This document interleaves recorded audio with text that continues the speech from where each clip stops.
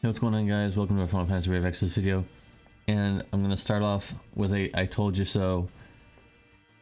So the maintenance, the update for the Dragoons and all the variant stuff is gonna be on 317. So for those of you who were in the camp of thinking that it was gonna happen on the time of this banner, for some reason, whoever told you, they're definitely wrong, and now there's actual evidence in game to support that. So anyways, just wanted to throw that out there. Anyways, this TMR is very good for him. Very good. In fact, it basically fixes all of his problems that he has, of course. He has True Brave Shift, 30% Spear in Peril, and 100 times mod for jump. This is one of his powerful points. As well as his upgraded, the upgraded Spear for the other Kain that gets upgraded in Chronicled Battle. Also makes him very powerful, and I recommend getting that right away. 30% TDH, 500% cap. These are on both sides. And also 200% Dragon Killer, 100% Fairy Killer on both sides. 500% jump damage, pretty decently high. And if you account for, you know, the 150% jump damage in his STMR, that's even better. 200 times mod locked to lightning or light with the CD boosts. And in the race shift form, it's just basically the same thing, except it's light instead of lightning, so I'm not going to go too much into that. He's locked to two elements, but doesn't really matter, because he's just so strong that it doesn't matter. It's kind of like the Sephiroth thing, where he's locked to dark, but it doesn't matter because he's so powerful.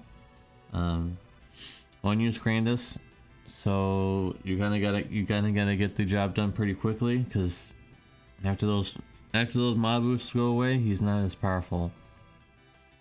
And he needs the variants update. It's really hard to build on True Dual Wield. Maybe it's a little easier to do on Global, but on the JP version, it was a pain to make him True Dual Wield. It was not so easy. So, I know people are going to do it. I know it's possible. I know Global might be a lot easier, but it's still not really that effective compared to TDH in the future, guys. It's so different. Like, the damage is so significant in TDH when 317 hits. So I'm not gonna reduce his score because the banner itself and the shard situation is so bad.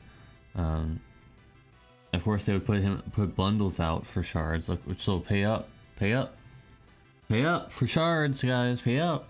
Anyways, I'm gonna go 9 out of 10. If he had one more use of Grandis, or if the, you know, stuff like you got some more stuff, you got like a buff of some kind, it would be a lot better. But he didn't need any. He doesn't need any buffs. It's just, I wish if there was any buffs, he would have got more use of his Grandis at least. So 9 out of 10 for Kain, one of the strongest damage dealers in for a long time. However, I will asterisk this with Dragoons are somewhat hard to use a lot of the time.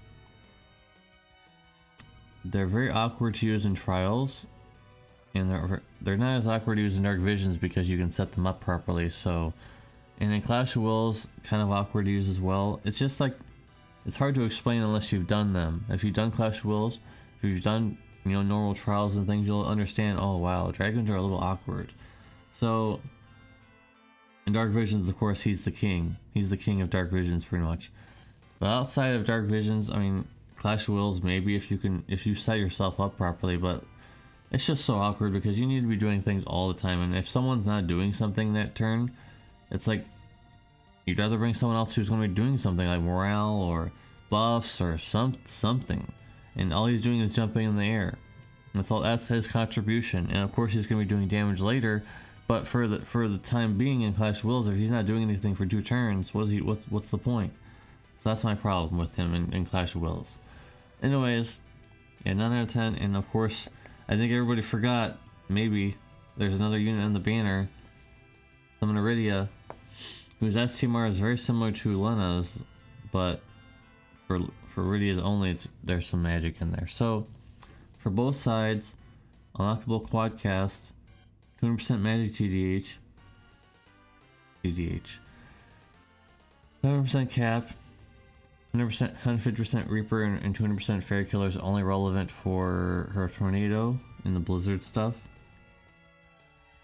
3 +3 tornado enhancement, so you can go to +3 on the tornado now. It'll be gold or yellow or gold when you enhance it to the maximum level. You'll know that it's maxed if it's gold. 200 or 120 times mod, 135% wind and peril decent. In the base form, 200% LB damage passive. LB damage or LB base LB is Protector's Bayonet. I forgot to remove the question mark because it definitely is. 27 hit chain ice magic damage, 170 times and 250 times max. It's quite good because there will be a lot of units in the future that have 27 hits, so she doesn't have any problem with finding chaining partners for that. The problem is really that the LB doesn't really do anything besides stack, and she doesn't really do anything outside of her LB in the base form besides Tornado. And Tornado, yes, it is going to be used a little bit more often, but there really isn't anyone else they would bring along that would want to do Tornado. Barbaria.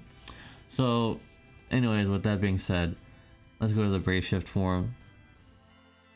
The LB is 130% ice and peril, 80 times evoke damage, and it's got some pretty good field effects. Leviathan, 100% spirit. It is what it is on that. Ashura, 100% attack, and Bahamut, 100% magic. Now these aren't really talked about too much because Kain is so powerful that it's just like you don't even really notice her that much. But these are the bottom two are quite good, and not many people are using them, unfortunately. I mean, that's a huge stat boost. Keep in mind these stack with your Aerith buffs and all this kind of thing. So if you use Aerith's LB and you get the 400% buff, this still stacks. So it technically is 400% plus 100%, not 500%. I'm not gonna say 500%. It's 400% plus 100 other 100% technically. So very powerful. The problem with her, again, is that she doesn't really do anything outside of these small things that she can do. Like if she had a support kit, more of a support kit, this field effects would be really amazing. But when you think about it, all she is basically Ice Terra with better field effects, and that's it. She's not really doing it much else besides maybe some tornadoes, chaining support, and her base LB, I guess. So no infinite turns, that really hurts. No infinite turns really hurts. And the absolute nail in the coffin on this unit is not because she's Ice Terra, that's fine. It's because she's a TDH Invoker, whatever.